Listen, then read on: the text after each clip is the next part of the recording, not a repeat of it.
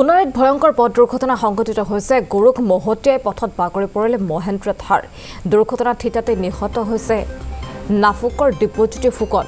গুৰুতৰভাৱে আহত হৈছে আন দুজনকৈ লোক। আহত হৈছে দীপু বৰগোহাঁই আৰু চিন্ময় গগৈ। আহত দুয়োকে উন্নত চিকিৎসাৰ বাবে AMCHলৈ প্ৰেৰণ কৰা হৈছে।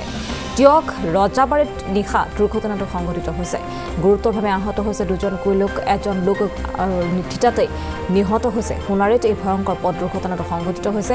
গৰুক মহতিয়াই পথত বাগৰি পৰে মহিন্দ্ৰা থাৰ। দুৰ্ঘটনাত থিতাতে নিহত হৈছে দীপজ্যোতি ফুকন নামৰ এগৰাকী যুৱক আৰু দীপজ্যোতি ফুকনৰ ঘৰ নাফুকত বুলি জানিব পৰা গৈছে।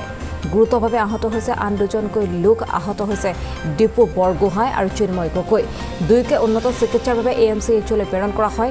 টিয়ক ৰজাবাৰীত সংঘটিত হৈছে এই দুৰ্ঘটনাটো।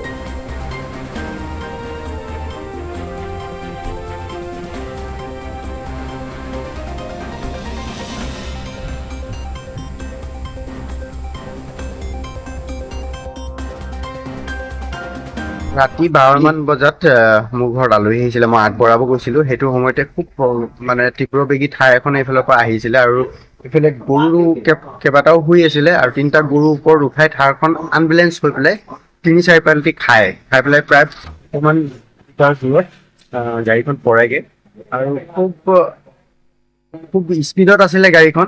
সেইবাবে গাড়ীখন মানে তেওঁ চলোৱা কণ্ট্ৰল হেৰালে আৰু তাত গৈ দেখিলোঁ যিজন চালক তেওঁৰ নাম দুপ আৰু তেওঁ থিতাতে নিহত হ'ল আৰু লগতে এজন ওলাই পেলাই পৰিছিলে। সেইজন সুস্থ অৱস্থাতে দেখিছিলোঁ আৰু এজন বেলেগ এটা চাইডে বাওঁ চাইডে পৰি আছিলে। সেইজন খুব সংকটজনক অৱস্থাত দেখা পাইছিলোঁ আৰু লগালগ এফালৰ পৰা 2খন এম্বুলেঞ্চ আহি আছিলে। সেই সময়তে যিহেতু সেই এম্বুলেঞ্চ কেইখনতে আমি উঠাই পেলাই তেওঁলোকক ৰজাপুখুৰীলৈ পঠিয়ালোঁ আৰু তাৰ ঘটনাটোৰ প্ৰায় আধা ঘণ্টাৰ পাছত পুলিচ আহিছে আৰু 2 ঘণ্টা আমি 108ক ফোন কৰিছিলোঁ যিহেতু তেওঁলোকৰ গাড়ী এভেইলেবল নাছিলে বুলি কৈছে আৰু 2 ঘণ্টাৰ পাছতহে আমাক কল বেক কৰিছে যে এভেইলেবল।